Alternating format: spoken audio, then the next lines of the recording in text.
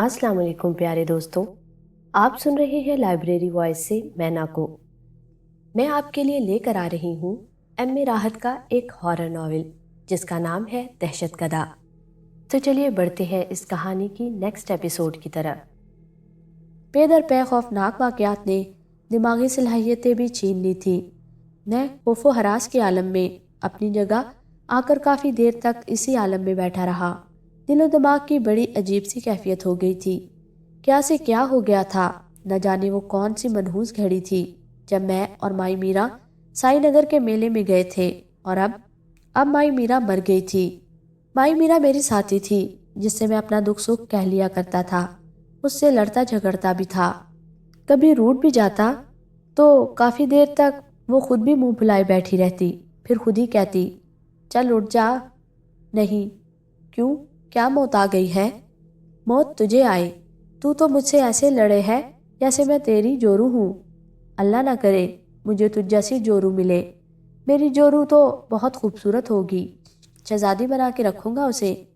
अपनी हालत तो देख जरा, शहजादी बना कर रखेगा? माई मीरा मुंह पर हाथ रख कर हंसते हुए कहती, फिर संजीदा हो जाती, अरे हम तो सदा के फ़कीर हैं, हम सिर्फ ऐसी बातें सोच सकते हैं। मेरी तो खैर जिंदगी बीत गई, लेकिन तुझे अगर मौका मिले तो भाग जाना किसी ऐसी जगह जहाँ तुझे फजला के आदमी तलाश न कर सके। फजला बहुत चालाक है, वो मुझे ज़रूर तलाश कर लेगा। तू किसी दूसरे शहर भाग जाइयो, तुझे छोड़कर। माई मीरा फिर मुंह पर हाथ रख कर हंस पड़ती। क्यों, अब क्यों पागलों की तरह हंस रही है? अरे बेवकूफ़, मैं तेरी जोरू हूँ जो इतना परेशान होवे है। देख काली बटियारन, तू मुझसे ऐसी बातें ना किया कर, खुद तो जैसे बड़ा नवाब है तू। हाँ तो और क्या, देख अभी पूरे 50 रुपए बाकी हैं मेरे पास। अरे वाह, मेरे 50 रुपए वाले नवाब, चल जाकर चाय ले और सुन, पैसे तू ही देगा। अरे वाह, मैं क्यों दूंगा पैसे?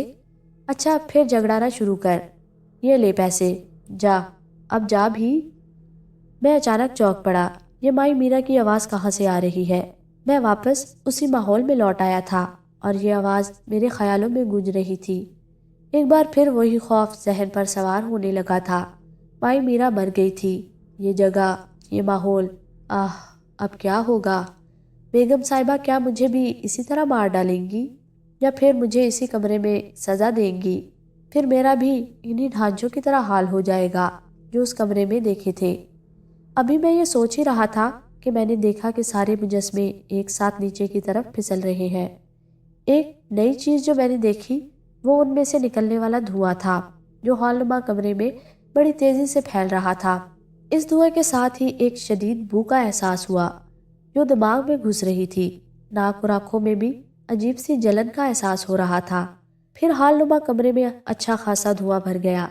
इस धुएं ने मेरे ऊपर अजीब सा असर किया था। मुझे अपनी आंखें बंद होती हुई महसूस हुई और कुछ देर बाद मैं बेहोश हो गया था। होश आया तो चेहरे पर धूप की किरणों का सा एहसास हुआ और मैं हड़बड़ा कर उठ बैठा। ये धूप कहाँ से आ रही है? मैं कहाँ हूँ? फिर मैंने आसपास के माहौल का जायजा लिया। मैं एक नरम और आरामदाह मसहरी पर लेटा हुआ था। मेरे ऊपर एक इंतहाई खूबसूरत कंबल पड़ा हुआ था। मैं उछलकर मसहरी से नीचे आ गया। ये कमरा, ये वो जगह तो नहीं, ये वो हाल तो नहीं था जहाँ मैं बंद था और जहाँ वो खौफनाक वाक़यात पेश आए थे। कमरे में इस मसहरी के अलावा कुछ कुर्सियाँ वगैरह भी पड़ी थी। मेरा लिबास भी मुख्तलिफ था। आह, ये सब क्या है? क्या है ये सब? वो बेगम साहिबा मेरे लिए अज़ाब जान बन गई थी। उन्होंने मुझे इतनी मोहलत भी नहीं दी थी कि मैं कुछ गौर कर सकूं। फिर मुझे हंसी की आवाज़ सुनाई दी, किसी लड़की की हंसी की आवाज़, और पर्दे के पीछे से आ रही थी। मुझे पर्दे के पीछे 2 टांगे भी नजर आई और फिर मैं बदहवास हो गया। कौन है वहाँ? जवाब में फिर वही हंसी सुनाई दी। इस बार पर्दे के पीछे कुछ जुम्बिश हुई और उधर वहाँ से एक लड़की बरामद हुई। बदन पर अजीब से अंदाज में साड़ी लपेटे हुए एक 17 साला नौजवान लड़की शक्ल ही से नटखट नजर आ रही थी। मैं अब जिन वाक़यात से गुजर रहा था उनको सामने रखते हुए किसी से बात करते हुए भी डर लगता था, लेकिन फिर भी मैंने जी अकड़ाकर उस लड़की से पूछा, कौन हो तुम? اور یہ کون سی جگہ ہے؟ میرا نام پدما ہے مہاراج، اور میں یہاں ملازمت کرتی ہوں۔ تم نے پورا جواب نہیں دیا۔ پورا جواب؟ میں نے تم سے پوچھا تھا کہ یہ کون سی جگہ ہے۔ لو، بھلا یہ بھی کوئی پوچھنے والی بات ہے؟ جس گھر میں رہتے ہیں وہاں کا پتہ پوچھتے ہیں۔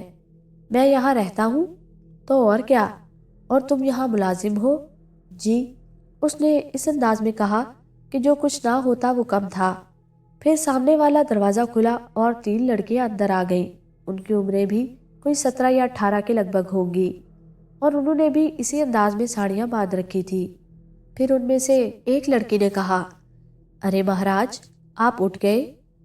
ہاں، میں نے حیرانی سے کہا، اور ان جاروں کی ہنسی چھوٹ گئی۔ پھر اس لڑکی نے باقی سب کو اشارے سے خاموش کروا دیا اور مجھ سے دوبارہ مخاطب ہوئی، مہاراج، اس پدما نے آپ کو تنگ تو نہیں کیا؟ اصل میں یہ بہت شریر ہے۔ ہم لوگ اسے یہاں اس لیے چھوڑ گئے تھے کہ جب آپ جاگ جائیں تو یہ آپ کو اشنان کرنے کے لیے کہہ کر ہمیں بھی بتا دے کہ آپ جاگ گئے ہیں، اور پھر ہم آپ کے لیے ناشتے وغیرہ کا انتظام کریں۔ دیکھو، میں نے اس لڑکی سے بھی یہی پوچھا، اور تم لوگوں سے بھی یہی سوال کر رہا ہوں کہ آخر یہ کون سی جگہ ہے؟ مہاراج، یہ آپ کا گھر ہے۔ میرا گھر؟ ہاں، آپ کا گھر۔ یہ سب چیزیں آپ کی ہیں، اور آپ ہمارے مہاراج ہیں۔ جی ہیں؟ یہ مہاراج کیا ہوتا ہے؟ میرے اس انداز پر پدما کی ہنسی چھوٹ گئی تھی، لیکن اس نے جلدی سے منہ پر ہاتھ رکھ لیا۔ پدما، یہ مہاراج ہیں ہمارے۔ کیا تمہیں اپنا جیون پیارا نہیں؟ क्षमा چاہتی ہوں مہاراج، پدما جلدی سے بولی، اور اپنا ہاتھ دوبارہ منہ پر رکھ کر دوسری طرف کر لیا۔ پدما، تم باہر چلو، ہم لوگ ابھی آتے ہیں۔ اچھا شیلا، پدما نے کہا اور دوڑتی ہوئی دروازہ کھول کر باہر نکل گئی۔ اس نے اپنا ہاتھ منہ پر سے نہیں ہٹایا تھا، اور جاتے جاتے دھڑ سے دروازہ بند کر گئی تھی۔ وہ لڑکی جسے شیلا کہہ کر مخاطب کیا گیا تھا پھر میری طرف متوجہ ہوئی۔ مہاراج، آپ اسنان کر لیں اور پھر اس کے بعد ناشتہ وغیرہ کریں۔ دیکھو، میں کوئی مہاراج نہیں ہوں، میرا نام شاہو ہے، اور میں بھیک مانگ کر اپنا گزارا کرتا ہوں۔ میری ایک ساتھی تھی مائی میرا، اس کو بھی تم لوگوں نے مارا ہے، اور اب یہ کیا کہہ رہے ہیں آپ مہاراج؟ لگتا ہے آپ کی طبیعت اب بھی ٹھیک نہیں ہے۔ مجھے تو تم لوگوں کی طبیعت خراب لگ رہی ہے، جو مجھے عجیب و غریب ناموں سے پکار رہی ہو۔ میرا نام شاہو ہے، اور میں ایک فقیر ہوں۔ میرے الفاظ پر وہ تینوں حیرت سے مجھے دیکھنے لگی تھی۔ ان کے انداز میں نے بے چینی محسوس کی تھی، اور ان کا انداز ایسا ہی تھا جیسے وہ کچھ نہ سمجھ پا رہی ہوں۔ ابھی وہ اسی الجھن میں گرفتار تھی کہ کیا کہیں اور کیا نہ کہیں کہ دروازہ کھلا، اور اس میں سے ایک لڑکی اور برآمد ہوئی۔ اس کے بدن پر انتہائی قیمتی ساڑی تھی، انتہائی خوبصورت نقوش کی مالک۔ یہ لڑکی پروقار اور پررعب انداز میں چلتی ہوئی کمرے کے درمیان تک آ گئی۔ یہ لڑکی ان میں سے حسین تھی، اور میں واقعی اس سے بہت متاثر ہوا تھا۔ پھر وہ ان لڑکیوں سے مخاطب ہوئی، تم لوگ یہاں کیا کر رہی ہو؟ کمارنی صاحبہ، ہم یہ دیکھنے آئے تھے کہ مہاراج جاگ گئے یا ابھی سو رہے ہیں، لیکن یہاں تو پدما تھی، شاید وہ کہاں ہے؟ وہ پدما ابھی باہر گئی ہے۔ اچھا ٹھیک ہے، تم لوگ چلو، اور سنو، ناشتہ جلدی سے تیار کرو، ہم لوگ ابھی آتے ہیں۔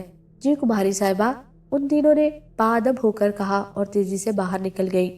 چلو امر سنگھ، اسنان کر لو، اور اس کے بعد ناشتہ کریں گے۔ اس بار اس نے مجھ سے مخاطب ہو کر کہا۔ میں نے منہ گھما کر دوسری طرف دیکھا، لیکن وہاں کوئی موجود نہیں تھا۔ یہ کیا ہو گیا ہے تمہیں امر سنگھ؟ میں تم سے بات کر رہی ہوں۔ مجھ سے؟ تو اور کیا، یہاں تمہارے علاوہ تو اور کوئی بھی نہیں۔ مگر میں تو امر سنگھ نہیں ہوں، میرا نام تو شاہو ہے۔ امر سنگھ، لگتا ہے تمہاری طبیعت ٹھیک نہیں ہے، چلو میرے ساتھ، اس نے کہا، اور مجھے باتھ روم کی طرف دھکیلنے لگی۔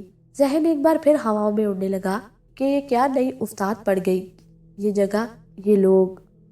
ویسے ایک تبدیلی ضرور آئی تھی کہ نئی مصیبت اور ماحول کو اب جلدی قبول کر لیا تھا، اور بجائے ڈرنے کے اب خود کو حالات کے رحم و کرم پر چھوڑ دیا تھا۔ چنانچہ اس وقت بھی حیرانی تو شدید تھی، لیکن ڈر کی وہ کیفیت اب زائل ہوتی جا رہی تھی۔ بہرحال وہ لڑکی مجھے باتھ روم میں اندر تک لے آئی، اور میں چونک پڑا۔ ارے، یہ کیا بدتمیزی ہے؟ کیا مطلب؟ مطلب یہ کہ اب تم میرے ساتھ… میں جملہ ادھورا چھوڑ کر خاموش ہو گیا۔ مطلب یہ کہ تم اب اسنان کرو، میں باہر تمہارا انتظار کر رہی ہوں۔ اور ہاں، کپڑے دوسرے نکال دیتی ہوں۔ جب فارغ ہو جاؤ تو آواز دے کر مانگ لینا۔ سنو، ہاں، یہ اسنان کیا ہوتا ہے؟ میں نے بے ساختہ سوال کیا اور وہ عجیب سی نگاہوں سے مجھے دیکھنے لگی۔ پھر بولی، مہاراج مذاق فرما رہے ہیں شاید۔ جی نہیں۔ پھر اگر آپ بتا دیں تو آپ کا کیا جائے گا؟ بدن پر پانی ڈال ڈال کر بدن کو دھونے کو ہی اشنان کہتے ہیں شاید۔ جی نہیں، اسے غسل کرنا کہا جاتا ہے۔ اچھا بس، اب یہ مسلو جیسی باتیں مت کرو اور جلدی باہر آؤ، اس نے کہا اور باہر نکل گئی۔ میں نے دروازہ اندر سے بند کر لیا۔ انتہائی جدید طرز کا غسل خانہ تھا، بہترین نل لگے ہوئے تھے، واش بیسن تھا، بالکل ویسا ہی واش بیسن جیسے میں نے ایک ہوٹل میں دیکھا تھا، لیکن یہ بہت نفیس تھا۔ ایک جانب تولیہ لٹکا ہوا تھا، انتہائی خوبصورت صابن دانی جس میں خوشبودار صابن رکھے ہوئے تھے، غرض یہ کہ ہر چیز سے نفاست کا سا اظہار ہوتا تھا۔ میں نے کپڑے اتار کر ایک جانب رکھے اور ایک نل کھول کر اس کے نیچے بیٹھ گیا۔ کافی دیر تک میں اسی طرح بیٹھا رہا۔ ویسے عام دنوں میں بھی ہفتے 15 دن میں ایک آدھ بار نہا لیا کرتا تھا، لیکن اس وقت نہ جانے کیوں نہانے کی طلب محسوس ہو رہی تھی۔ چنانچہ بدن پر خوب پانی بہایا اور پھر وہی کپڑے پہن کر باہر نکل آیا۔ وہ لڑکی کمرے میں پڑی کرسیوں میں سے ایک کرسی پر بیٹھی، غالباً کوئی اخبار پڑھ رہی تھی۔ مجھے باہر نکلتے دیکھ کر ایک دم سنبھل گئی۔ ارے تم نے پھر وہی کپڑے پہن لیے اور بال بھی خشک نہیں کیے؟ بس ٹھیک ہے۔ کیسے ٹھیک ہے؟ دیکھو یہ تمہارے کپڑے ہیں، پہلے باتھ روم سے تولیہ لا کر بال خشک کرو، اور سنو، یہ کپڑے بھی ساتھ لے جاؤ اور انہیں پہن کر آؤ۔ عجیب مصیبت گلے پڑی تھی، کیا کرتا کیا نہ کرتا، کچھ سمجھ نہیں آ رہا تھا۔ پھر دوبارہ غسل خانے میں جا کر لباس تبدیل کرنے کا فیصلہ کیا۔ پھر اچانک ہی ایک خیال آیا اور میرا چہرہ سرخ ہو گیا۔ پہلے والا لباس مجھے کس نے تبدیل کرایا تھا؟ کیا ان لڑکیوں نے؟ یا پھر میں عجیب سی کیفیت کا شکار ہو گیا۔ یہ لباس بھی پہلے والے لباس سے مختلف نہیں تھا۔ عجیب طرز کا پاجامہ، اوپر لمبی سی قمیض۔ یہ لباس پہن کر میں باہر نکل آیا۔ وہ کھڑکی کے سامنے کھڑی باہر کا جائزہ لے رہی تھی۔ میری آہٹ سننے سے وہ پلٹی اور بولی، ارے تم نے بال نہیں بنائے؟ کیوں؟ تم عجیب سی کیفیت کا اظہار کر رہے ہو امر سنگھ۔ اب تمہیں یہ بھی بتانا پڑے گا کہ تمہارے بال خراب ہیں۔ یہ کہتی ہوئی وہ باتھ روم کے اندر چلی گئی اور وہاں سے تولیہ اور کنگھا اٹھا کر لے آئی۔ یہ دونوں چیزیں لے کر وہ میری جانب بڑھی اور میں جلدی سے 2 قدم پیچھے ہٹ گیا۔ یہ کیا مذاق ہے امر سنگھ؟ چلو ادھر بیٹھ جاؤ۔ اور میں ایک جانب رکھی ہوئی کرسی پر بیٹھ گیا تھا۔ پھر اس نے تولیے سے اچھی طرح میرے بال خشک کیے اور پھر پہلی بار وہ میرے اتنے قریب تھی اور میں اس کے وجود کی خوشبو بھی محسوس کر رہا تھا۔ بہرحال انسان تھا اور پہلی بار کسی نے اتنی اپنائیت سے مجھے ہاتھ لگایا تھا، ورنہ فضلہ تو ہمیشہ مارتا اور گالیاں ہی دیتا تھا۔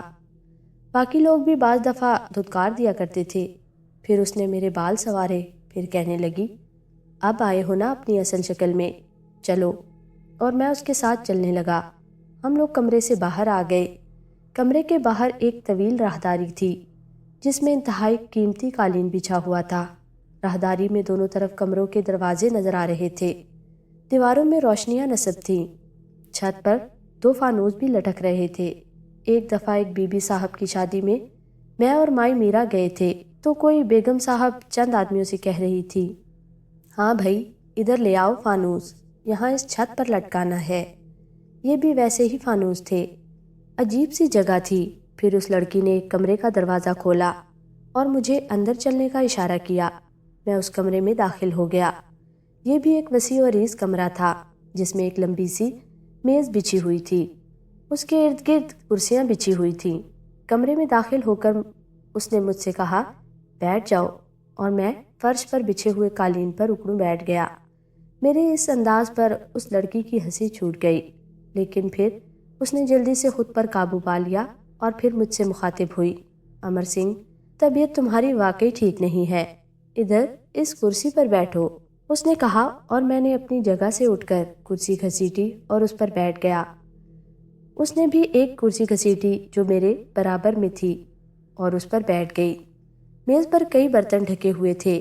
اس نے ایک پیالے کا ڈھکن اٹھایا اور بے اختیار کہنے لگی، آہا، چنوں کا سالن۔ یہ تو میں بھی کھاؤں گی، تم اپنے لیے نکالو۔ یہ کہہ کر اس نے پیالہ میری طرف بڑھایا اور میں نے پیالہ لے کر اس میں سے تھوڑا سا سالن پلیٹ میں نکالا۔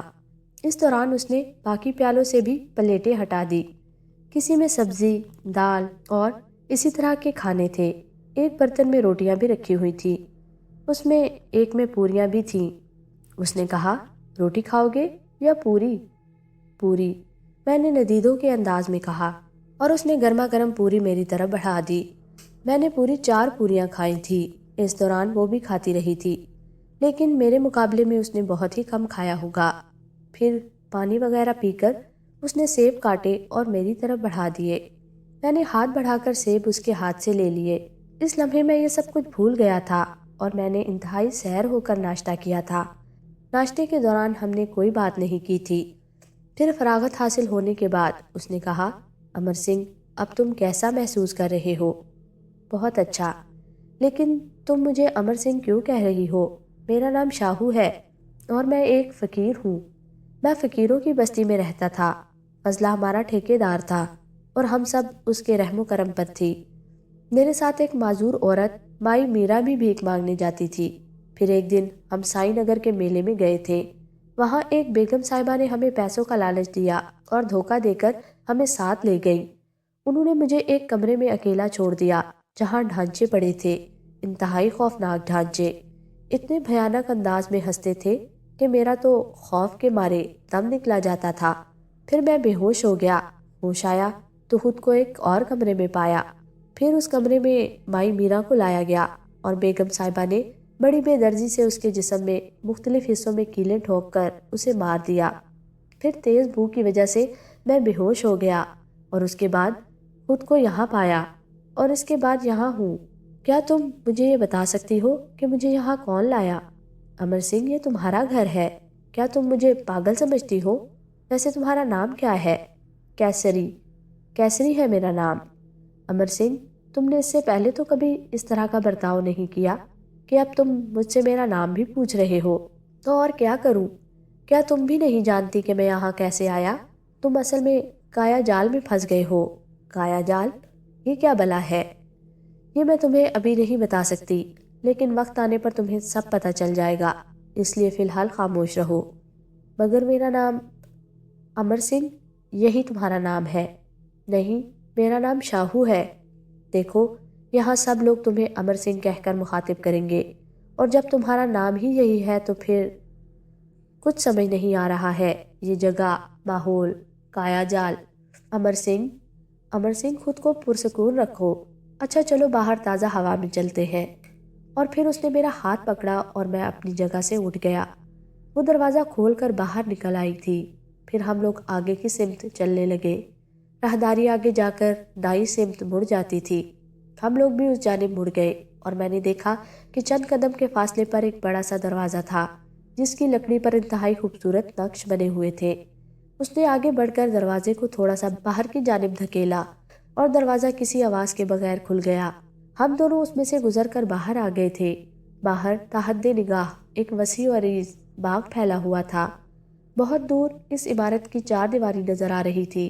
بڑا عجیب و غریب ماحول تھا۔ وہ چاروں لڑکیاں بھی اس کے بعد نظر نہیں آئی تھی۔ بہرحال ہم باغ کی سیر کرتے رہے۔ پھر اس نے کہا، امر سنگھ، تمہیں بھوک تو نہیں لگی؟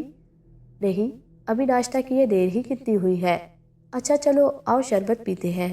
اس نے ایک طرف اشارہ کیا اور پھر میں حیران رہ گیا، یہ شربت یہاں کیسے آیا جبکہ کچھ دیر پہلے یہاں کچھ نہیں تھا؟ ہو سکتا ہے کہ ہم دوسرے رخ پر ہوں اور کسی لڑکی نے یہ سامان سجایا ہو۔ ہم لوگ اس جگہ پہنچ گئے جہاں شربت رکھا تھا۔ پتھر کی ایک بڑی سل تراش کر اسے میز کی شکل دے دی گئی تھی جس پر شیشے کے گلاس رکھے تھے۔ پاس ہی ایک جگ میں لال شربت موجود تھا۔ اس نے 2 گلاسوں میں شربت انڈیلا اور ایک گلاس میری طرف بڑھا دیا۔ میز کے ساتھ ہی پتھر کی ایک بینچ پر ہم دونوں بیٹھ گئے۔ امر سنگھ، اب کیسا محسوس کر رہے ہو؟ بہت خطرناک، بڑا عجیب۔ کیا؟ یہ جگہ، یہ پراسرار خاموشی، مجھے اس کی بالکل عادت نہیں۔ میں تو گاڑیوں کے شور، انسانوں کی آوازوں سے مانوس ہوں۔ مائی میرا تھی میری دوست، فضلہ تھا، مجھے مارتا تھا، لیکن بس میں جانتا تھا کہ مجھے صرف مار سکتا ہے اور اس کے بعد بس پھر وہی کام پر۔ یہاں یہاں میرا دل کیسے لگے گا؟ اس نے عجیب سے لہجے میں کہا۔ پھر ہم لوگوں نے شربت ختم کیا اور وہاں سے اٹھ کر چلے گئے۔ چلتے چلتے میں نے کہا، تم یہاں اکیلی رہتی ہو؟ نہیں، میرے ساتھ تم جو ہو، وہ چاروں لڑکیاں ہیں، 3-4 ملازم ہیں جو مختلف کام کرتے ہیں، لیکن باقی ملازموں میں سے تو کوئی نظر نہیں آ رہا۔ ان کی اتنی جرت کہاں کہ وہ اس وقت میرے سامنے آئے جب تم میرے ساتھ ہو؟ کیوں، میں کوئی بلا ہوں، بھوت ہوں کیا؟ میں نے کہا تو وہ ہنسنے لگی۔ ارے بے وقوف، تم ہی تو ہو میرے سب کچھ، اور میں تمہارے ساتھ صرف تنہائی پسند کرتی ہوں۔ ایک تو تم باتیں ایسی کرتی ہو کہ میرے سر پر سے گزر جاتی ہیں۔ وہ پھر سے ہنسنے لگی تھی۔ کافی وقت وہاں گزارنے کے بعد ہم لوگ اندر آ گئے۔ اس نے مجھ سے کہا، امر سنگھ، چلو کھانا کھا لو۔ نہیں، مجھے بھوک نہیں ہے۔ اچھا تمہاری مرضی، اچھا چلو میں تمہیں تمہارے کمرے تک چھوڑ آؤں۔ تم کچھ دیر آرام کرو، اب رات کے کھانے پر ملاقات ہوگی، مجھے کچھ ضروری کام ہے۔ میں اس کے ساتھ اس کمرے تک آیا۔ اس نے مجھے اندر جانے کا اشارہ کیا اور میں کسی پالتو کی طرح اپنے کمرے میں جا گھسا۔ اس نے دروازہ باہر سے بند کر لیا تھا۔ میں واپس اپنی جگہ پر آ بیٹھا تھا۔ کیا ہو رہا ہے یہ سب؟ کیا ہو رہا ہے؟ ایک لمحے کے لیے گزرتے ہوئے واقعات کو یاد کیا اور بدن میں جھرجھری سی آ گئی۔ پھر وہی خوف ذہن پر طاری ہونے لگا۔ پر کیا فائدہ؟ بس اب تو یہی تھا کہ وقت گزارا جائے اور کسی ایسے معجزے کا انتظار کیا جائے جب میں یہاں سے بچ نکلوں۔ وقت گزرتا رہا، میں اسی مسیری پر لیٹ گیا، اور اب سب سوچوں کو ذہن سے نکالنے کے لیے میں نے آنکھیں بند کر لی تھی۔ آنکھیں بند کرتے ہی وہ مناظر کسی فلم کی طرح آنکھوں کے سامنے آنے لگتے۔ وہ کمرہ، ڈھانچہ، اور دوسرا کمرہ، مائی میرا کا قتل۔ اس کے ساتھ ہی میں نے آنکھیں کھول دی۔ ذہن ابھی تک اس ماحول کو قبول نہیں کر رہا تھا۔ بہرحال میں اسی طرح لیٹا رہا تھا۔ کافی وقت گزر گیا ہوگا جب اچانک دروازہ کھلا اور اس میں سے پدما برآمد ہوئی۔ اس کے چہرے پر سنجیدگی طاری تھی، لیکن یوں لگتا تھا جیسے اس کے لیے وہ بہت سخت کوشش کر رہی ہو۔ پھر اس نے کہا، چلیں، کھانا تیار ہے، چلو، میں نے سنجیدگی سے کہا۔ پھر میں اس کے ساتھ اس کمرے میں پہنچ گیا جہاں کیسری پہلے سے ہی موجود تھی۔ اس کے بعد ہم نے خاموشی سے کھانا کھایا۔ پھر کیسری کہنے لگی، اچھا امر سنگھ، اب تم آرام کرو، صبح شہر چلیں گے۔ ٹھیک ہے، میں نے کہا اور واپس اپنے کمرے میں آ گیا۔ پدما مجھے کمرے تک چھوڑنے آئی تھی۔ یہ غالباً تھکن تھی یا پھر کھانے میں کچھ ملا ہوا تھا، کیونکہ بستر پر لیٹتے ہی مجھے نیند آ گئی۔ دوسری صبح جاگا تو اچھی خاصی روشنی ہو چکی تھی۔ بستر سے اٹھ کر باتھ روم گیا اور نہانے بیٹھ گیا۔ مجھے اپنے اس عمل پر شدید حیرت ہوئی تھی، لیکن کل بھی یہ سب کچھ اچھا لگا تھا، اس لیے جی بھر کے نہایا اور وہی کپڑے پہن لیے۔ جب باہر آیا تو کیسری موجود تھی۔ ارے یہ نہیں بھئی، یہ دوسرا لباس پہنو، اپنی الماری سے خود نکال لیا کرو اپنے لباس، چلو یہ پہن کر آؤ۔ اس نے دوسرا لباس نکال کر مجھے دیتے ہوئے کہا۔ میں وہ لباس لے کر باتھ روم کی جانب بڑھ گیا۔ لباس تبدیل کر کے میں باہر آ گیا اور ہم دونوں باہر چل پڑے۔ بیرونی دروازے سے باہر نکل کر میں نے دیکھا کہ دروازے کے باہر ایک یکے جیسی سواری کھڑی تھی، لیکن اس کی حالت ان عام یکوں کی سی نہیں تھی، بلکہ اس سے کہیں بہتر تھی جو میں نے شہر میں دیکھے تھے۔ اس کے پاس ہی ایک باوردی ملازم کھڑا ہوا تھا۔ اس نے ہمارے لیے اس گاڑی کا دروازہ کھولا اور ہم دونوں اس میں جا بیٹھے۔ کیسری میرے برابر ہی آ کر بیٹھ گئی تھی۔ پھر اس باوردی ملازم نے گھوڑوں کی لگامیں سنبھال لیں اور یہ یکے نما گاڑی چل پڑی۔ کافی آگے جا کر اس عمارت کا صدر گیٹ آیا تھا۔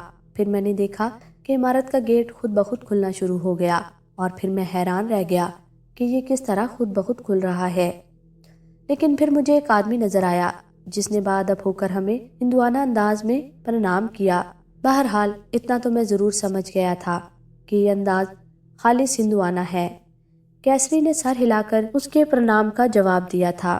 کافی دیر تک گاڑی سفر کرتی رہی۔ پھر مجھے کچے پکے سے مکانات نظر آئے۔ کچھ اور آگے بڑھے تو ایک بازار بھی نظر آیا۔ یہ کوئی پرانا نو آبادی شہر تھا۔ ایک شخص نے ہمیں دیکھا اور ادب سے آگے بڑھ کر دونوں ہاتھ جوڑ دیے۔ امر سنگھ مہاراج کی جے ہو، مہارانی کیسری کی جے ہو۔ باقی لوگ جو اپنے کاموں میں مصروف تھے ہماری طرف متوجہ ہو گئے۔ پھر سب آگے بڑھ بڑھ کر ہمیں پرنام کرنے لگے۔ میں حیران پریشان سا تھا۔ امر سنگھ، ان کے پرنام کا جواب دو۔ اور میں نے کیسری کے انداز میں سر ہلا ہلا کر لوگوں کو جواب دیے، امر سنگھ، یہ پرجائیں ہماری، آپ کے صحت مند ہونے پر ہم ان سب کے لیے 2 بیگھہ زمین کا اعلان کرتے ہیں۔ سب لوگوں نے زور زور سے تالیاں بجائی تھی۔ پھر ہم لوگ کافی دیر تک یہاں رہے اور شہر کے مختلف حصے دیکھتے رہے۔ اس کے بعد گاڑی واپس عمارت کی طرف چل پڑی تھی۔ راجکماری کیسری اس دوران مجھ سے باتیں کرتی رہی تھی اور مختلف لوگوں کو میرے سامنے اس طرح بلا رہی تھی جیسے میں بھی انہیں برسوں سے جانتا ہوں۔ راستے میں ایک شخص کو دیکھ کر اس نے گاڑی رکوائی اور ایک شخص کو قریب بلا کر کہا، جیون جی کماری جی، مہاراج نے تمہارے لیے 2 بیل منگوائے ہیں، اب تم بھی اچھی طرح کھیتی باڑی کرنا۔ جے ہو مہاراج جی، جے ہو۔ وہ دونوں ہاتھ جوڑ کر نعرے لگاتا رہا۔ پھر گاڑی واپس اس عمارت میں پہنچ گئی۔ واپس آ کر میں اپنے کمرے میں آ گیا۔ ویسے دور سے یہ عمارت کافی بڑی نظر آتی تھی، لیکن میں نے صرف راہداری اور ان دونوں کمروں کے علاوہ کچھ بھی نہ دیکھا تھا۔ دوسری طرف سے بھی ایک سپاٹ دیوار نظر آتی تھی جہاں جا کر یہ راہداری ختم ہو جاتی تھی۔ پھر وقت یوں ہی گزرنے لگا۔ 1 دن، 2، 3 اور پھر پورا ہفتہ گزر گیا۔ دنوں کا اندازہ ہی نہیں تھا، بس تعداد سے ہی دن وغیرہ گزرنے کا اندازہ ہو رہا تھا۔ اس دوران لڑکیاں آتی جاتی رہی تھی، لیکن اب ان کے انداز میں احترام ہوتا۔ پھر ایک دن صبح ہی صبح راجکماری کیسری میرے کمرے میں آ گئی۔ میں ابھی بستر سے اٹھا ہی تھا اور باتھ روم جانے کا ارادہ کر رہا تھا۔ جلدی سے اشنان کر لو، آج ناگ پنچمی ہے اور ناگ پوجا کے لیے چلنا ہے۔ ہے کیا؟ ناگ پوجا کے لیے چلنا ہے اور کیا؟ لیکن یہ ناگ پنچمی، ناگ پوجا، ہاں ہاں، کیا ہوا بھائی؟ میں وہاں نہیں جاؤں گا۔ دیکھو امر سنگھ، ایک تو تمہارے اس رویے کی وجہ سے دیوتا تم سے ناراض رہے اور تم عجیب کیفیت کا شکار رہے۔ اب جب کہ میری پوجاؤں کی بھیٹ میں دیوتاؤں نے تمہیں واپس اپنے جیون کی طرف لوٹایا ہے، تو کیا اب بھی انہیں ماننے سے انکاری ہو؟ یا تو تم خود پاگل ہو یا میں پاگل ہو گیا ہوں۔ نہ تو میں کسی دیوتا کو جانتا ہوں اور نہ مجھے کسی کی ناراضگی کی فکر ہے۔ تم نے اچھے خاصے شاہو کو امر سنگھ بنا دیا ہے۔ ایک بات کان کھول کر سن لو، تم لوگوں کو ضرور کوئی دھوکا ہوا ہے۔ اچھا یہ بتاؤ، تم مجھے کہاں سے پکڑ کر لائے ہو؟ پکڑ لائے ہو؟ کیسری نے پریشان لہجے میں کہا۔ ہاں، کہیں سے نہیں مہاراج۔ پھر میں کہاں سے آیا؟ کہاں سے یہاں آ مرا؟ آپ تو اسی محل میں پیدا ہوئے۔ سورگ باشی مہاراج ویر سنگھ کے اکلوتے سپوت ہیں۔ آپ نہ جانے کیسی باتیں کر رہے ہیں۔ مرو گے ایک دن تم سب، خود مرو گے۔ کیوں مہاراج؟ جب اصل امر سنگھ یہاں آ جائے گا۔ اصل امر سنگھ تو اور کیا، آپ نکلی ہے۔ 1000 بار کہہ چکا ہوں۔ میں نے تمہیں اپنی کہانی نہیں سنائی؟ میں نے دانت پیستے ہوئے کہا۔ ہمیں اس کا پتہ چل گیا ہے، کیسری مسکرا دی۔ کیا پتہ چل گیا ہے؟ آپ نے کوئی سپنا دیکھا ہوگا، تب میری طرف سے تم بھاڑ میں جاؤ، میں نے جھلا کر کہا۔ میں تو بھاڑ میں چلی جاؤں گی، مگر اس سے پہلے آپ کو ناگ پوجا کے لیے ضرور جانا ہے۔ چلوں گا، ضرور چلوں گا۔ اچھا ایک بات بتاؤ۔ پوچھو مہاراج۔ کیا نام بتایا تھا تم نے میرے اکلوتے باپ کا؟ ویر سنگھ۔ ذرا انہیں بلا کر لاؤ، ان سے بات کروں گا۔ بعد میں مجھے سولی پر لٹکا دو گی، دھوکہ دہی کے الزام میں جیل بھجوا دو گی۔ میرا قصور کیا ہے؟ مگر ویر سنگھ مہاراج تو مر چکے ہیں۔ لو، وہ بھی مر گئے۔ ابے کوئی تو مرد ہوگا تمہارے اس کنبے میں، یا ساری عورتیں ہی ہیں؟ دیکھو، میں تمہیں سمجھا رہا ہوں، میری بات مان لو، ورنہ بعد میں پچھتاؤ گی۔ میرا کیا ہے، یہ زندگی تو بہت اچھی ہے۔ ایک فقیر صرف ایسے خواب ہی دیکھ سکتا ہے۔ بعد میں نہ کہنا کہ میں نے تمہیں نہیں بتایا۔ آپ صرف ایک کام کریں مہاراج۔ جی فرمائیے۔ جیسا میں کہوں آپ کرتے رہیں، آپ کا کچھ نہیں بگڑے گا۔ دوسرا کوئی امر سنگھ نہیں ہونے کا اور آپ راج کریں گے۔ قسم کھاؤ اللہ کی۔ میں چلتی ہوں۔ وہ جلدی سے اٹھ کر باہر نکل گئی۔ ایک عجیب سی گھبراہٹ اس پر طاری ہو گئی تھی۔ میں پریشان نظروں سے اسے دیکھتا رہ گیا۔ خوب تیاریاں کی گئی۔ کیسری پھر اندر آئی اور مجھے اپنے ساتھ باہر لے گئی۔ پھر اس نے ایک طرف جاتی ہوئی ملازمہ کو، جس کا نام شیلا تھا، آواز دی۔ شیلا؟ जी महारानी जी, रंगा दूध लेकर आ गया? नहीं जी, अभी तक नहीं आया। क्या कर रहे हो तुम लोग? अभी तक दूध नहीं आया। और वो फूलों की मालाएं, वो किधर है? उनका इंतजाम मैंने कर लिया है, मिठाई वगैरह भी मंगवा ली गई है। रंगा आ जाए तो मुझे फौरन इत्तला करना, और तुम लोग भी बस तैयार हो जाओ अब। जी महारानी जी, उसने कहा और एक जानिब बढ़ गई। कैसरी मेरी तरफ मुतवज्जा होकर बोली, अमर सिंह, अब तुम भी कपड़े तब्दील कर लो। तुम अपने कमरे में चलो, मैं तुम्हारा लिबास लेकर आती हूँ। मैं अपने कमरे में चला गया। कुछ देर बाद कैसरी पद्मा को साथ लिए हुए मेरे कमरे में आ गई। पद्मा के हाथ में एक बड़ा थाल था जिसमें एक बेहतरीन लिबास रखा हुआ था। राजकुमारी कैसरी ने वो लिबास उठाया और मुझे देते हुए बोली, देखो जल्दी तैयार हो जाना, बस हमें थोड़ी देर में यहाँ से रवाना होना है। अच्छा, मैंने कहा और दोनों वापसी के लिए मुड़ गई। अच्छी मुसीबत है, कभी ये कभी वो, बड़ा अजब हाल है ये काया जाल। चलो देखता हूँ मैं भी कि कब तक ये मुसीबत मुझ पर सवार रहती है। बहरहाल अभी तो उन लोगों के इशारों पर ही चलना था। चनाचे नहा धोकर तैयार हो गया, लिबास पहना, बाल संवारे और बाहर आ गया। मेरे बाहर आते ही झटके से कमरे का दरवाज़ा खुला और कुमारी कैसरी अंदर दाखिल हो गई। मुझे यूं लगा जैसे वो मेरे बाहर आने ही का इंतज़ार कर रही हो। उसने सताइशी नज़रों से मुझे देखते हुए कहा, अमर सिंह, आज तुम बहुत दिलकश लग रहे हो। बड़ा ही मुख्तलिफ लहजा था उसका, बड़ा अनोखा, बड़ा ही अजीब। मैंने जल्दी से कहा, शुक्रिया कैसरी, चलो अब चले। हाँ, मैंने कहा और हम दोनों बाहर चल पड़े। राहदारी से गुजरते हुए हम लोग उस बैरूनी दरवाजे से बाहर आ गए। वहाँ वही 4 बांदियाँ खड़ी थी। रथ तैयार है? महारानी ने उन्हें देखते हुए कहा। जी महारानी जी। तो फिर हटो, यहाँ खड़ी खड़ी मेरा मुंह क्या देख रही हो? और वो चारों झट से उस रथ में जा बैठी। आगे की जगह हम लोगों के लिए मखसूस थी। हम लोग वहाँ बैठ गए और रथ चल पड़ा। बाकी सामान एक दूसरी गाड़ी में था। फिर ये दोनों सवारियां सदर दरवाजे से बाहर निकलने के बाद सीधा रास्ते पर जाने के बजाय बाएं जानिब मुड़ गई। फिर वीरानों का सफर शुरू हो गया। वैसे ये जगह बहुत ज्यादा सरसब्ज शादाब नहीं थी। कहीं कहीं खेत नजर आ जाते थे जिनमें लोग काम कर रहे थे। फिर आगे जाकर उन खेतों का सिलसिला भी बंद हो गया और अब हर तरफ चटियल मैदान नजर आ रहा था। घोड़े उन मैदानों में काफी देर दौड़ते रहे। फिर दूर ही से एक अजीब सी इमारत नजर आने लगी। काली स्याह इमारत जो दूर से देखने में ही भयानक लगती थी। इस इमारत से हमारा फासला कम होने के साथ साथ घोड़ों के कदमों की रफ्तार भी सुस्त होती जा रही थी और फिर हमारा रथ इस इमारत के ऐन सामने जा रुक गया। ये एक अच्छी खासी बड़ी इमारत थी, लेकिन उसका रंग पूरी इमारत पर काला रंग किया गया था। एक हैरत अंगेज बात थी। दीवारों को देखकर ऐसा लगता था जैसे उनका रंग भी सूखा हो। बहरहाल यहाँ पर इंतहाई खामोशी थी। फिर कैसरी ने कहा, चलो लड़कियों, पद्मा, शीला, रथ वाले से कहो कि वो पुजारियों को ले आए और सामान उतरवा दे। जी महारानी जी। पहले हम दोनों नीचे उतरे और हमारे पीछे वो चारों भी उतर आई। फिर शीला ने रथ वाले को करीब बुला लिया। देखो, ये सामान उतरवा कर मंदिर में रख देना। 2 आदमी साथ ले लो और ये सब अंदर रखवा दो। चलो अमर सिंह, चलो लड़कियों। जी, उन चारों ने बैक वक्त कहा और हम लोग अंदर की जानिब चल पड़े। इस इमारत की साख्त बड़ी अजीबो गरीब थी। ऊपर तक जाने के लिए 10 सीढ़ियां बनाई गई थी। इन सीढ़ियों पर मुझे कुछ लोग नजर आए, हिंदुआना अंदाज में धोतियां पहने हुए। हम लोग ये सीढ़ियां तय करके ऊपर चढ़ने लगे। हमारे साथ उन पुजारियों ने भी वही सलूक किया।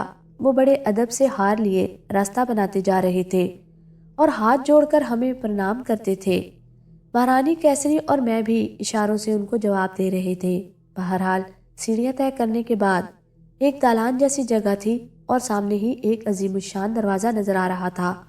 इस दरवाजे से गुजरने के बाद एक हालनुमा कमरा आ गया जिसमें सामने ही एक बहुत बड़ा चबूतरा बना हुआ था। इस चबूतरे में मैंने पत्थर का एक बहुत बड़ा नाग देखा। बड़ा ही हैबतनाक माहौल था यहाँ का। पुजारी भी हमारे पीछे पीछे यहाँ दाखिल हो रहे थे और इस नाग के गिर्द दायरे की शक्ल में जमा हो रहे थे। फिर मैंने देखा कि उस नाग के मुजस्मे के अकब से 4 लंबे तड़ंगे आदमी बरामद हुए। उन्होंने हाथों में बड़े बड़े बर्तन उठा रखे थे। फिर ये चारों आदमी आगे बढ़ाए और इस मुजस्मे की जड़ में वो बर्तन उलटने लगे। मैंने देखा कि उन बर्तनों में गाढ़ा दूध था اور اس ناگ کے مجسمے کے نیچے بنی ہوئی ایک جگہ پر بہہ رہا تھا، لیکن غالباً اس کی نکاسی کا بھی کوئی انتظام کیا گیا تھا کیونکہ یہ دودھ پھیل کر آگے تک نہیں آ رہا تھا۔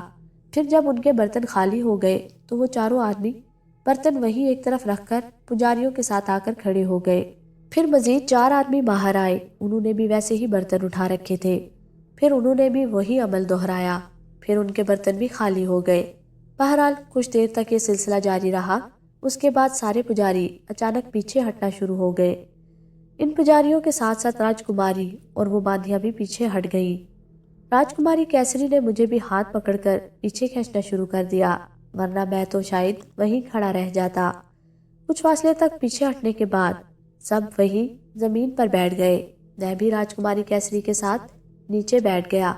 پھر مجھے بنبناہٹیں سنائی دینے لگی۔ وہ لوگ منہ ہی منہ میں کچھ پڑھ رہے تھے۔ پھر بنبناہٹیں تیز ہونے لگی۔ انتہائی تیز آواز میں وہ لوگ کچھ پڑھ رہے تھے اور ان کی آواز شدید ہوتی جا رہی تھی۔ کچھ دیر بعد ان کی شدت میں کمی آنے لگی، پھر یہ معدوم ہوتی چلی گئی۔ کماری کیسری کی آنکھیں بند تھی اور وہ بھی منہ ہی منہ میں کچھ بڑبڑا رہی تھی۔ بڑا سحر انگیز ماحول تھا یہ، انتہائی پراسرار۔ پھر یہ بنبناہٹیں بند ہو گئی۔ کچھ دیر خاموشی کے بعد میں نے دیکھا کہ اس بڑے دروازے سے کچھ لڑکیاں اور اندر داخل ہونے لگی اور وہ سامنے کی طرف آ گئی تھی۔ انہوں نے عجیب سی انداز میں ساڑیاں بدن پر لپیٹی ہوئی تھی۔ پھر انہوں نے رقص کرنا شروع کر دیا، لیکن یہ رقص سازوں کے ساتھ ساتھ ہو رہا تھا۔ البتہ یہ دوسری بات ہے کہ ساز یا سازندنے کہیں نظر نہیں آ رہے تھے۔ بہرحال کافی دیر تک یہ رقص ہوتا رہا اور اس کے بعد وہ اسی طرح دوڑتی ہوئی واپس چلی گئی۔ میں سحر زدہ ہو کر یہ ماحول دیکھتا رہا۔ پھر اچانک ہی اس پتھر کے ناگ کی آنکھیں روشن ہو گئی۔ بڑے بڑے عجیب ڈرامے رچا رکھے تھے ان لوگوں نے اس مندر میں، لیکن میں بہرحال متاثر تھا۔ اس پتھر کے ناگ کے منہ سے ایک پھنکار نکلی اور سب کے سب کھڑے ہو گئے۔ پھر ایک پجاری نے نعرہ لگایا، ناگ دیوتا کی جے ہو، ناگ دیوتا کی جے۔ اس کے ساتھ ہی اس نے دونوں ہاتھ جوڑے اور پھر 2 زانوں بیٹھ گیا۔ پھر وہ اس مجسمے کے سامنے سجدے میں چلا گیا۔ اس کی دیکھا دیکھی باقی لوگوں نے بھی وہی عمل دہرایا۔ میں اپنی جگہ کھڑا یہ منظر دیکھ رہا تھا۔ ان لڑکیوں نے بھی ناگ کو سجدہ کیا، البتہ کماری کیسری کھڑی ہوئی تھی اور عجیب سی نگاہوں سے مجھے گھور رہی تھی۔ امر سنگھ، ہو تم نے سجدہ نہیں کیا؟ کیوں؟ میں سجدہ کیوں کروں؟ یہ ناگ دیوتا ہے، انہیں سجدہ کرو۔ تمہارا دماغ ٹھیک ہے؟ میں اسے سجدہ کروں گا؟ میری آواز خاصی بلند تھی اور دوسرے پجاری سجدے سے اٹھ کر مجھے دیکھنے لگے تھے۔ امر سنگھ، کیا ہو گیا ہے تمہیں؟ میں کہتا ہوں تمہیں کیا ہوا ہے؟ امر سنگھ، ناگ دیوتا کو سجدہ کرو۔ میں نے کیسری کی آواز میں غراہٹ محسوس کی، اور ایسا پہلی بار ہوا تھا، لیکن میں نے بھی اسی انداز میں کہا، میں مسلمان ہوں، اللہ کے سوا کسی کو سجدہ نہیں کر سکتا۔ دوسری بات یہ ہے کہ نماز باقاعدہ نہیں پڑھی، لیکن ایک بات میں جانتا ہوں کہ مسلمان ہونے کے ناطے میرا سجدہ صرف اللہ کو ہی جاتا ہے اور کسی غیر اللہ یا تمہارے اس طرح کے بنائے ہوئے مجسموں کے سامنے سجدہ جائز نہیں۔ امر سنگھ، تم توہین کر رہے ہو دیوتا کی، یہ پھر ناراض ہو جائیں گے۔ ارے جاؤ جاؤ، میں تمہارے ان ڈراموں میں نہیں آؤں گا۔ امر سنگھ، اس نے ادھر ادھر دیکھا اور پھر لوگوں سے مخاطب ہوئی، क्षमा کیجیے گا، شاید اس کی طبیعت دوبارہ بگڑ گئی ہے۔ ہوش و حواس تم لوگوں کے رخصت ہوئے ہیں، سجدہ کروں گا میں اس کو۔ میں وہاں سے باہر نکل آیا تھا۔ سارے پجاری حیران و پریشان کھڑے تھے، خود کماری کیسری بھی پریشان ہو گئی۔ پھر وہ اپنی باندیوں کے ساتھ نیچے آتی ہوئی نظر آئی۔ رتھ کے قریب آ کر اس نے کہا، پدما چلو بیٹھو سب، اور چاروں جلدی سے رتھ میں بیٹھ گئی۔ پھر کماری کیسری بھی رتھ میں آ بیٹھی۔ میں بھی خاموشی سے اسی رتھ میں اپنی جگہ بیٹھ گیا اور رتھ واپسی کے لیے مڑ گیا۔ اب غالباً اس کا رخ اسی محل نما عمارت کی جانب تھا۔ پھر وہی ویران راستے ہمارے منتظر تھے۔ ان راستوں سے رتھ گزر رہا تھا اور پھر وہی منحوس محل آ گیا جہاں میں ابھی تک قید تھا۔ سارے راستے ان لوگوں میں سے کسی نے مجھے مخاطب کرنے کی کوشش نہیں کی۔ کماری کیسری کا منہ بھی پھولا ہوا تھا۔ پھر سب رتھ سے اتر کر محل میں داخل ہونے لگے۔ محل میں سناٹا چھایا ہوا تھا اور شام کو جو رونقیں اس محل میں تھی، اب اتنی ہی نحوست کا احساس ہو رہا تھا۔ میں اپنے کمرے میں واپس آ گیا۔ پھر میں نے وہ لباس تبدیل کر لیا اور اپنے بستر پر لیٹ گیا۔ یہ لوگ کیا چاہتے ہیں مجھ سے؟ کیا ہو رہا ہے یہ سب؟ اب میں اس ناگ کے مجسمے کو تو سجدہ نہیں کر سکتا تھا، لیکن میں نے محسوس کیا تھا کہ کیسری کا رویہ اچانک ہی تبدیل ہو گیا تھا۔ اس کے لہجے کی غراہٹ، اس کا انداز، اور اب یہ بے رخی۔ کافی دیر اسی طرح میں لیٹا رہا، پھر مجھے دروازے پر آہٹیں محسوس ہوئی۔ پھر دروازہ کھلا اور شیلا اندر آ گئی۔ اس کے ہاتھ میں ایک ٹرے تھی جس میں کھانا ڈھکا ہوا رکھا تھا۔